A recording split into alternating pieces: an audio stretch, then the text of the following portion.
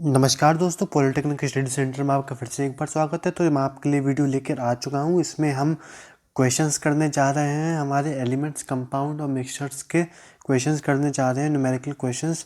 तो स्टार्टिंग से स्टार्ट करते हैं यहाँ पर, तो आपको देखने में ज़्यादा अच्छे से समझ में आएगा और आपको कनेक्ट भी होगा। और मैं आपको ये भी बता दूँ, अगर आपने पुराने वीडियो नहीं देखे हैं इसके थ्योरेटिकल पार्ट के, तो आप पहले उनको देख लीजिए, तो आपके लिए वो ज़्यादा अच्छा रहेगा और उससे आपको ज़्यादा अच्छी तरीके से समझ में भी आएगा।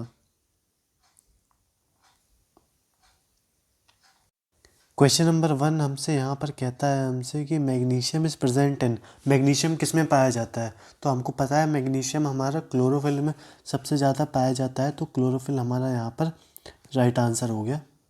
इसके बाद हमसे अगला क्वेश्चन आता है कि हमसे पूछा जाता है कि the metallic core of lithosphere क्या कहलाता है, यानी कि लिथोस्फीयर का मेटेलिक कोर का एक बायोलॉजिकल नेम क्या है। तो उसको हमें पता है कि हम उसको साइडरोफिल कहते हैं, साइडरोफिल। तो ये हमारा राइट आंसर हो गया। इसके अलावा यहाँ पर बोला गया वेजिटेबल ऑयल का डिहाइड्रेशन करने में क्या यूज़ होता है, तो पीटी प्लेटिनम यूज़ होता है, ये हमको पता होना चाहिए। इसके बाद हमारा क्वेश्चन है कि an element which is found in the nature.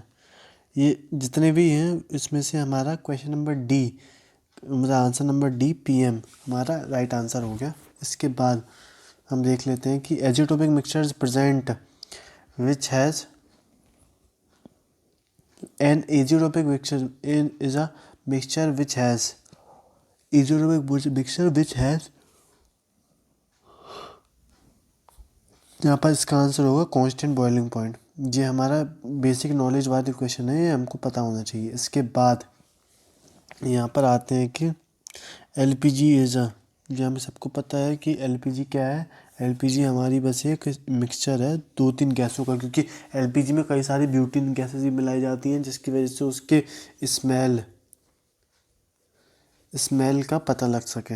इस वजह से ये हमारी एक मिक्सचर गैस होती है। इसके बाद a mixture of red and blue ink separated by, यहाँ पर क्रोमेटोग्राफी हमारा राइट आंसर होना चाहिए, क्योंकि हमको पता है जब भी कलर्स की बात आती है तो हम उसको क्रोमेटोग्राफी लेके चलते हैं। इसके बाद solution of CaCO3 in water,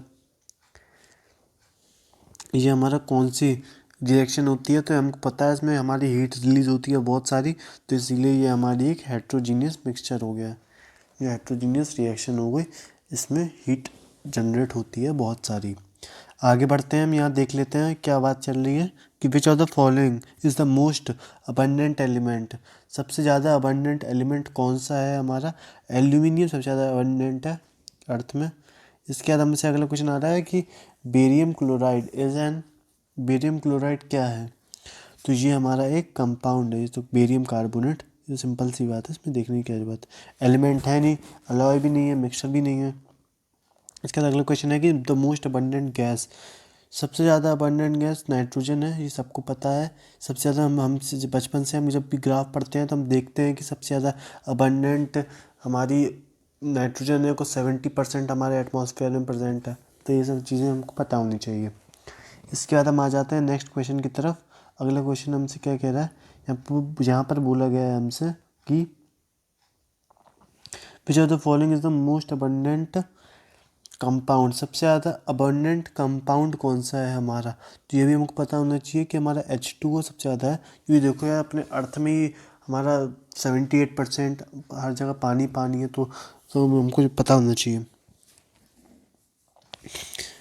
metal which are present in liquid state at room temperature is, metal at metal which are present in liquid state at room temperature, यहाँ पर हम Hg और Ga बोला गया है क्वेश्चन नंबर 13 में, तो हमको पता होना चाहिए Hg और गैलीनियम दोनों ही लिक्विड होते हैं रूम टेम्परेचर पे, तो ये हमारा राइट आंसर हो गया। इसके बाद हमसे अगला क्वेश्चन में पूछा जा रहा है कि which of the following is gases as room temperature, room temperature पे कौन सी यहाँ पर गैस हो रही है क्वेश्चन नंबर 14 में। तो हमको पता होना चाहिए कि क्लोरीन एक गैस होती है। इसका जर्मन सिल्वेलियर क्या है? जर्मन सिल्वर, जर्मन सिल्वर हमको पता होना चाहिए कि ये एक एलॉय है, ये बहुत यूज़फुल एलॉय होता है ये, इसीलिए हमको पता होना चाहिए। First organic compound prepared was urea, सबको पता है। सब कॉमन कॉमन चीज़ें हैं। यूरिया किसने बनाया था, बोल सेवर प्रोसेस से कैसे बना था ये, तो ये सारी चीज़ें हम लोग को पता होनी चाहिए, क्योंकि यही चीज़ें जो हमसे एग्ज़ाम में पूछी जाती हैं और ये बार बार आती हैं एग्ज़ाम में। इसके बाद हमसे नेक्स्ट क्वेश्चन पर आ जाते हैं। हमसे क्या बातचीत चल रही है यहाँ पर, who prepared first organic compound in laboratory. ये हमको पता है कि डाल्टन, क्लोव, वोलर और वर्बर्ट। यहाँ पर क्वेश्चन नंबर 17 में पूछा गया है, तो यहाँ पर वोलर ने लेबोरेटरी में बना था, तो ये सब हमको पता होना चाहिए। क्वेश्चन नंबर 18 है यहाँ पर हमारे पास कि I2 is a water extracted with the help of. यहाँ पर क्या है, क्लोरोफॉर्म, कार्बन डाइसल्फेट, कार्बन। तो यहाँ सारे ही हमारे राइट आंसर है। क्वेश्चन नंबर डी वही मैं कहता था, ये तो सारे हैं, तो ये हमारे सारे ही राइट आंसर है। इसके बाद हम आ जाते हैं विच of the following is an compound. इनमें से कौन सा हमारा एक कंपाउंड है। यहाँ पर क्या क्या हमारे पास है, ग्लास, ग्लास नहीं है, CNG नहीं है, वाटर नहीं, प्लास्टर ऑफ पेरिस है, क्योंकि plaster of Paris calcium sulphate और इन सब चीज़ों से मिलके बनता है, तो ये हमको पता होना चाहिए। इसके बाद ओजोन इज एन, ओजोन क्या है, ओजोन एलिमेंट नहीं है, ओजोन क्या नहीं है, हमको क्या है क्या नहीं है वो सब पता होना चाहिए हमको। क्वेश्चन नंबर 21 हमसे पूछ रहा है, तो ये हमारा एक एलोट्रोप है, क्योंकि मिक्सचर भी नहीं कह सकते, क्योंकि O2 प्लस O से O3 बनता है, तो ऐसे करके O3 कोई अकेला ना एक कंपाउंड है, क्योंकि जो ऑक्सीजन का एक डेरिवेटिव है, तो उसको हम अपना पूरा एक कंपाउंड अलग एलोट्रोप मान के चलते हैं, तो ये हमको पता होना चाहिए। कार्बन्स के जैसे एलोट्रोप होते हैं, वैसे इसके एलोट्रोप होते हैं ऑक्सीजन के। इसके हिसाब से मास एनर्जी थ्योरम =mc², सबको पता है, ये तो बेसिक अल्बर्ट आइंस्टाइन की मास एनर्जी थ्योरम है। इसके बाद यहाँ पर हमसे बोला गया है कि select the false statement, ozone is a compound. 23 में हमसे पहले ही पूछ लिया गया ओजोन इज़ अ कंपाउंड, हमने ऊपर ही पढ़ा था कि यहाँ पर ओजोन एक एलोट्रोप है, तो ये बात यहीं गलत हो गई, आगे पढ़ने की ज़रूरत भी नहीं है आपको। इसके बाद formula of nitrate MnMnO3 whole thrice. The formula of phosphor pyrophosphate is. Question number 24 में हमसे पूछा गया है कि पायरोफॉस्फेट का फॉर्मूला M4P2O7O3 होना चाहिए, क्योंकि M और P की वैलेंसीज को भी हमें सेटिस्फाई करके देखना है, और ये भी देखना है कि कौन सा उसमें आ रहा है कौन सा नहीं आ रहा है। इसके बाद विच of the following is an element, कौन सा यहाँ पर एलिमेंट है, ग्लास नहीं है, मैग्नीशियम है, तो ये हमको पता होना चाहिए। वाटर गैस क्या होता है, कुछ होता है, सिलिका नहीं होता है, सिलिकॉन अगर होता तो हम मान लेते हैं। इसके बाद यहाँ पर बोला गया विच ऑफ द कंपाउंड, यहाँ पर क्वेश्चन नंबर 25 में हमसे पूछा गया है कि which of the following is a compound. Marble हमारा कंपाउंड है, बाकी सारे डायमंड एक एलोट्रोप है, ग्रेफाइट एक एलोट्रोप है कार्बन का, तो ये ओजोन हमारा एक एलोट्रोप है। इसके बाद हमारा क्विक सिल्वर क्या होता है, हमारा एक कंपाउंड होता है, तो ये सब चीज़ें अलग अलग हैं, इनको जानने की ज़रूरत नहीं है हमें। इसके बाद आ जाते हैं हम यहाँ पर नेक्स्ट क्वेश्चन पर। Water is compound because, water compound क्यों है, it exist in solid liquid gas, it contains two different element which can chemical bond. ये हमारा इसका आंसर सी होना चाहिए 27 का। तो इसके बाद हम आगे बढ़ते हैं, क्वेश्चन नंबर 10 का सी। इसके बाद नेक्स्ट क्वेश्चन पर आ जाते हैं। नेक्स्ट क्वेश्चन हमसे क्या क्या है, impurities of water, boiling point.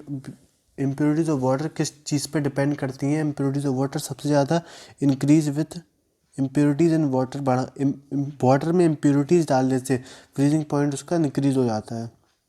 इसके बाद विच of the following is Sublime. ये हमसे क्वेश्चन नंबर 30 में पूछा गया है, तो इसका आंसर हमारा एल्यूमिनियम क्लोराइड हो गया है। यहाँ से हम आगे बढ़ते हैं क्वेश्चन नंबर 30 से। क्वेश्चन नंबर 30 से आगे बढ़ते हैं, तो यहाँ पर हम आते हैं ऑन हियरिंग 200 ग्राम CaCO3, ये हमारा जो the following is obtain by CaOH whole twice. तो क्वेश्चन नंबर 31 का हमारा आंसर क्या हो जाएगा, क्वेश्चन नंबर 31 का सी।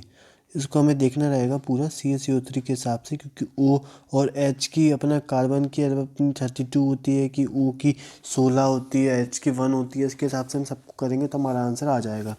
इसके बाद हम यहाँ पर देख लेते हैं,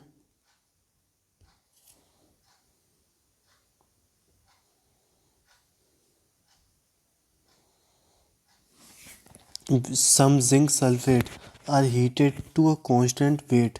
A zinc obtained weight Zn 65 as equals to 32. तो यहाँ पर सब दिया है, ये कैलकुलेशन की बात है, ये हम कर लेंगे, निकाल लेंगे इसका आंसर। मैं आपको आंसर बता दूंगा, ये आपके लिए होमवर्क टाइप का है। ये हमारे क्वेश्चन वाले आ रहे हैं तो इसको मैं यहाँ से छोड़ रहा हूँ इसके लिए। अब यहाँ पे NTP जो है ना काफ़ी इंपॉर्टेंट है, बार बार चीज़ें पूछ ली जाती हैं एग्जाम में। In a gas, if there are two hydrogen atom for each carbon atom, if the density of gas is NTP, then S equals to 1.2 ग्राम पर litre, then the molecular formula of gas हमारा क्या होना चाहिए, molecular formula of gas क्या होना चाहिए। तो इसके बाद हमारा आंसर हमारा C2H4 आ जाएगा, ये ईथीन गैस बन जाएगी। इसके बाद मैं चाहता हूँ कि आप यहीं तक पढ़ें इस क्वेश्चन की सीरीज़ को। जो अगर आपको कुछ नहीं आता है तो आप मेरे को कमेंट करके बताएं, तो मैं आपको बताऊंगा। और अभी के लिए इतना ही, मिलते हैं अगली वीडियो में। धन्यवाद।